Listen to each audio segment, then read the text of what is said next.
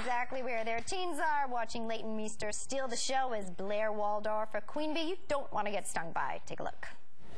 Hi, my name's Blair. You're new. Hi, I'm Amanda. That's not important. We'd like to invite you to lunch. That's really sweet, but I'm already... We know. Dan Humphrey? Bad idea. It could be hazardous to your health. Social, emotional. Even physical. Ouch! Besides, boyfriends are so much less reliable than girlfriends. We look out for each other. What do you say? Thanks! Please welcome Leighton Meester.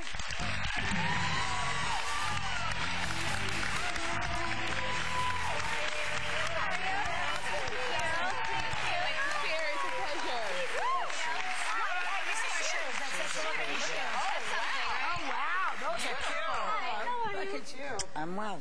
Those hair? Yes. Sassy shoes. Yeah, it's a little hard. This is going to be comfy. No, it's not. Okay. Now, Gossip Girl is, I mean, a huge, huge hit, especially with young audiences. I mean, that's all anyone's talking about.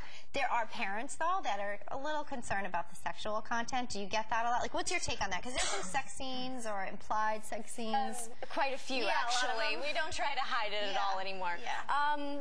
Well, I think that if parents are concerned, then they should definitely monitor, but I don't think that we're reckless with it. We definitely show consequences of teen sex and drug use and drinking and, you know, wild nights and and all that fun stuff. So, I mean, you know, if they're concerned, then they shouldn't watch it. But I think it's actually kind of a cool show to watch with your kids because it opens up conversation and dialogue to be able to talk about those issues that all of us are actually going through with the real teenagers. You feel like, do you talk to the teens and say, yeah, this is actually happening, or do you get in with your fans? I think that I mean, it's obviously a heightened reality. It is a show, so it's entertainment purposes, and people don't want to, you know, watch other people just sitting home and being good, and that's not our show. Right. At all. You get in a little trouble on your show. People magazine actually named your cast one of the world's most beautiful, which I thought was a nice spread. And congratulations. In the world, I think it is. And then you also did a cover on New York magazine, which was kind of racy. I mean, you guys are on your undies right here. That's like, but the other picture in People is us in a bed too, right? Yeah, you're on a bed. Yes, you are on a bed in People. It's a new concept. And then all of us you're on a bed on New York magazine. So was this awkward to shoot at all? Does it look awkward? Well, no, it doesn't look awkward. You guys look sort of comfy. I mean, it is, I think, well, the night before, Ed, who's right there, who plays Bad Boy Chuck on the show, he had his band was playing, and we were all out the night before supporting the band. Okay. And we have to wake up at like 6 o'clock the next morning, and then they're all like, everybody lay on each other and grab here and grab there, and it's like kind of funny, but we're all friends, so it makes it like slightly more awkward, but then we just laugh it off. Expedites the process of getting to know one another. You have been very established before you did Gossip Girls. You were working steadily, but because of the success of Gossip Girls, I mean, you are in every magazine. You are everywhere, girl. How do you handle all the people that blog about you and the attention that you're getting from the media? Yeah, I think that kind of stuff has come up more recently because of the show. I think that it's the nature of the show. Like, people are going to see the words Gossip Girl, and then they're going to be like, oh, well, they're just like their characters, or, you know, they're going to want to blog about it and talk about it, and so, I mean, they love the fashion too, by the way. The fashion, yeah, that's stuff that I don't mind. I'm like, write about that all day long. I mean, people are constantly shopping off of your show. They see what you're wearing, and then so am I. Yeah. I was reading that they compare your character to, or you in the show, to Joan Collins. Where'd they come up with that one? They do. In Dynasty, yeah.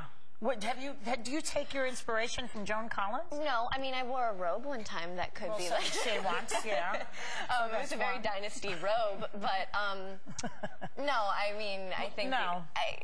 That's not really where I draw my inspiration from. See, the tabloids love this show. Why do they love it so much? I think, like I said, because it's called Gossip Girl. I think people want to gossip, and it's like all of us are the same age. We're all living in New York. They want everybody to think we're all dating or fighting or... And also, too, a lot of people recognize you. You play Justine Chapin on Entourage. Yeah.